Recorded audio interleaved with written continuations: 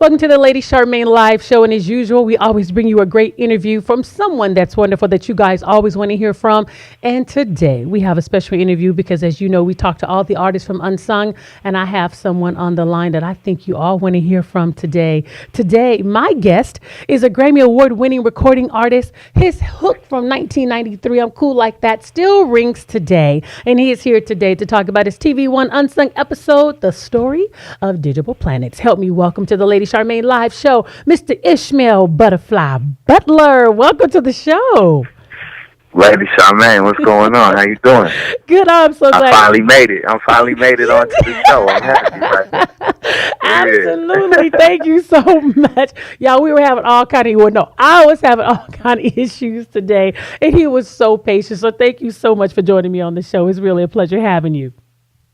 It's a pleasure being here. Thank you. Thank you. First, I want to say congratulations on your Unsung episode. And what was your reaction when they gave you the call? I was a little shocked, because I've seen a lot of unsung episodes, and they're always really interesting and in depth, and also it's an honor because a lot of the groups that they, most all of them that they have done. Groups that are really near and dear to the heart, to the community and the people. You know what I mean? So just the fact that they felt we was compelling and interesting enough to give us that coverage was exciting. You feel me? Oh, absolutely. Absolutely. Especially to tell your story, because I know so many people want to know what happened in Digital Planets because, I mean, you guys hit the scene with your smooth jazz vibe, melodic. I mean, it was a mix of hip hop up in there. And plus, you heard the jazz influences. Plus, you had a different look as well. So when you hit the scene and then all of a sudden then we didn't hear from you guys, anymore. So I'm sure a lot of people wanted to know what happened to them. So I want to talk to you about your musical influences because you guys hit the scene like no other. Your sound, your look, your style was totally different. So who were some of your musical influences?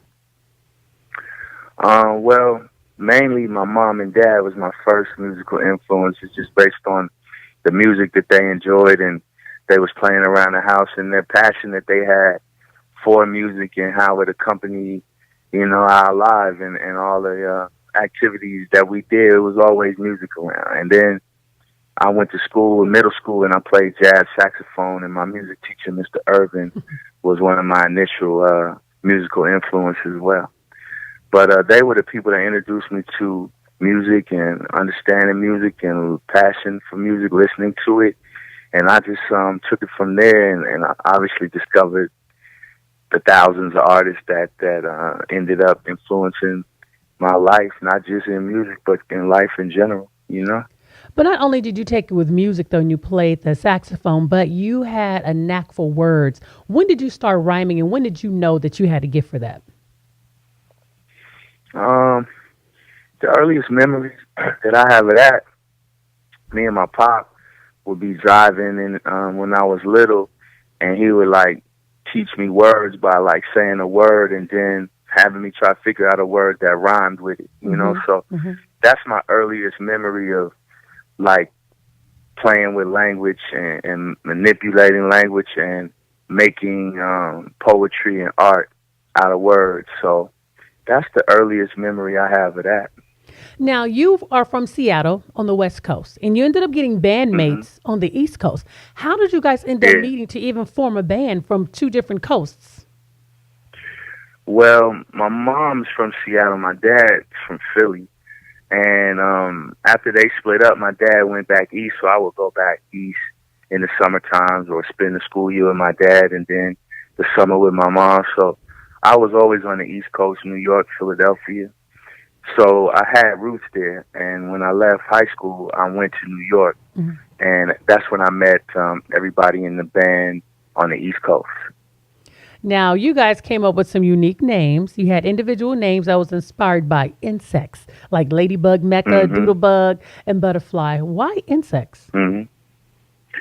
Well, at the time we was on some very community philosophy where we saw insects as organisms that stuck together, and we was trying to be make it understood that it wasn't about us as individuals, but about the people that had come before us and us as a group and everybody in general, you know. So we used the insects in their way of living to sort of represent where we was coming from. And then in that, we chose our own little individual insect names, and then that's how that all got started. See, now I would have chose butterfly as well. So just to let you know, I think I would have been a butterfly flying around here because I love the story of the butterfly. But you have a hook that we still sing today, right? And it's so funny because I sing your hook all the time to this day. And it was hilarious because yesterday my husband was singing your hook right before my show. And I was like, he's coming on the show tomorrow because he was like, I'm cool like that. I was like, you know, who would have known it was still going to be in 2018 where people would still be singing the song today. How did you come up with that hook? I actually don't remember, but you know, like, we always coming up with different slang, different vernaculars, different plays on words, different little catchphrases and hooks. And I think just growing up around my uncles and my mom and all their friends, like everybody always had different slang terms and stuff like that. Maybe I heard it from them, or maybe I just got the feeling from them to like come up with it myself, but I don't actually remember when that was made. It probably was just like something that had to do with the rhythm of the song and like, you know, just being inspired by the beat and coming up with that off the top of my head and then liking it and keeping it, you know? I'm cool like that. I'm cool like that. It's just real smooth and I'm cool like that. That's all I can say. Because I was wondering if you was like just sitting home and you was feeling yourself and was like, you know, I'm just cool like that. So I thought you was going to say something like that real deep, but I guess it wasn't that deep. But nah. Now, I always want to find out the name, the rebirth of Slick. Was that a particular person or just being slick with words? The rebirth of Slick. What was that? Well, Miles had the album called The Rebirth of Cool, and that album was very, it was instrumental in my musical development because I was playing saxophone when I was in middle school in jazz band. My teacher was like, oh, he loved Miles, and he would always have us listen to Miles. So The Rebirth of Cool was the Miles album that I formed the name Rebirth of Slick based on that Miles title. Now, you have unique names because you had the name Digable Planets for quite some time. How did you come up with Digable Planets? What was your mindset when you were just sitting there? You know, maybe because it was digits, planets, solar system. I was curious. Yeah, it's pretty simple. Like, to dig, you know, to dig something means you like it or you into it. You know what I'm saying? So I was saying that what we made, the music we made, would be something that you could dig, that we was diggable, you could get into it. And then I felt like, you know, each person in the world is also can be sort of equated and represented by a planet themselves, and they got their own world, really, their own systems and their own ways of doing things, and we all exist together in a solar system, if you will. So I just put the two things together. We were planets, we were people, we were entities that you could get into and that you could dig, and we made music that was diggable. All right. Well, now I like that explanation. That's right, because I'm really digging your music, Ishmael. I'm really digging the song. Right on. Right on.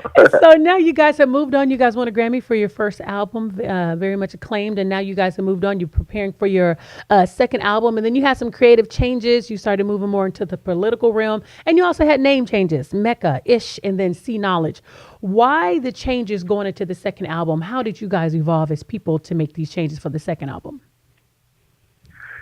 I just think we got deeper into the social, political aspects of things that was swirling around at the time. Living in New York, and there was a lot of stuff going on: police brutality, murders, inequality. We was all coming of age from being young adults to being, you know, in our early 20s. And it was just like something that we felt a responsibility to address, and we had the platform to do it. So, being young and idealistic and as I was saying earlier, feeling like we represented more than just ourselves, we felt like, it was something that we wanted to do and to touch on in our next musical endeavor, which was the second album. Blowout Comb. What a unique name. And so, the Afro picks and the Blowout Comb. And then the group ended up, because you guys were riding on a high, but then the group ended up ultimately separating. What brought the separation? Because you guys are doing so well. What brought the separation? It's like when there's people in a group, like everybody had their own musical ideas, their leanings, their predispositions. I was sort of the catalyst to the DIGABLE thing, meaning I came up with it and was like doing the music and coming up with a lot of the concepts. And it was cool, I think, when, the way we collaborated like that early on. But after a couple of cycles of that, I just feel like, as I was saying, we was all getting older and coming into our own. I feel like everybody wanted to express their own musical ideas and their own direction. You know what I mean? So it was like the cohesiveness really wasn't there anymore. And we recognized it and just was like, decided to try to go our own ways and still do music, but do our own thing in another capacity. You know what I mean? So it's just like, it wasn't really funky when we split up. It was more amicable. You know what I'm saying? And that's just the way it is. I mean, a lot of people say, "Oh, you guys, left at the peak, and you guys should have kept going." But at the same time, you can't beat a dead horse. You know what I'm saying? And we did what we did. You know what I mean? And it would have been cool if it went on farther, but it didn't, and it's still cool. You know what I mean? Right. Because you guys did reunite back in 2005, which lasted about 3 years. And then you guys came back and reunited in 2016. Now, you guys were together, lasted for 3 years. Why did you guys separate again? Was there issues, or this was just basically, it was a good run, or did you guys have issues and cracks again? Because of it's always issues, because it's just like, we're family. So it's like, there's just things that never get resolved, or sometimes you just don't really get along with a person. You know what I'm saying? You may have a familial tie to them, but at the end of the day, some things that you do, they don't really like, or some things that they do, you don't really rock with. So at the end of the day, the opportunity that comes our way, because people still want to see us and want to hear us and listen to us perform, we know that that's a blessing. You know what I mean? So any differences that we have, we try to work them out and put them aside, because actually when the music comes on stage, don't none of that really matter. You know what I mean? Correct. So we know that it's a blessing that people want to hear us and see us. So the little stuff that we be going through, we don't really let that get in the way of getting with the crowds and getting with the people and really honoring the lucky blessing that we have, that people even want to see us at all. So it is what it is. You know what I mean? Yep. And to me, it's good.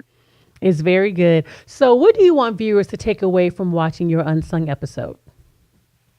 I mean, I don't know. I'm gonna be watching it for some stuff to take away myself. I hope to learn some things too. I mean, they really get in depth. You know what I'm saying? They came, to my city. I live in Seattle. They interviewed, my daughter, my basketball coach, my friends, and they did that for each one of us, So there's going to be a lot of information detailed and put across that is just new, and, people's opinion of us and how they saw it in historical context, all that kind of stuff. So it should be interesting, because Unsung really, they do their due diligence and really go in with their production. So it's a monumental occurrence, no matter who they subject is. So this should be no exception, you know? Absolutely. And I got a chance to screen your Unsung. It's very good. I learned something new. Didn't know you had a children with Coco of SWV. So I learned something new myself. And your son looks just like you. He is a spitting image of you. Spitting image of Yeah. you. So Yeah. what are you working on now? I'm in a group called Shabazz Palaces, and Hmm. we make albums, and we go on tour a lot. So I'm still doing music, and I just in another group. Okay, but you're still doing music. Well, Ish, it was truly Yeah. a pleasure having you on the show. And I want to remind the audience to tune in to TV1's Unsung Sunday, 10/9 Central, for the story of Digable Planets. Can you dig it? I got a chance to say that. I got a chance to say it. Well, I want to say thank you so much for coming on the show. It was truly a pleasure having you, and I would love to have you back. All right, Lady Charmaine. Thank you. You are so welcome. Everybody, that was Mr. Ishmael Butterfly Butler of Digable Planets. Make sure you tune in this Sunday to TV1 Unsung. You're going to learn something really, really good, something that I didn't even know. Like I said, I didn't even know he had children with Coco SWV, and I'm sure you're going to take away something really, really good. So tune in this Sunday. And again, don't forget to follow Lady Charmaine right there on all social media platforms. I am Lady Charmaine, Facebook Lady Charmaine Live, and Lady Charmaine TV on YouTube. Again, have a blessed day, everybody. Bye-bye.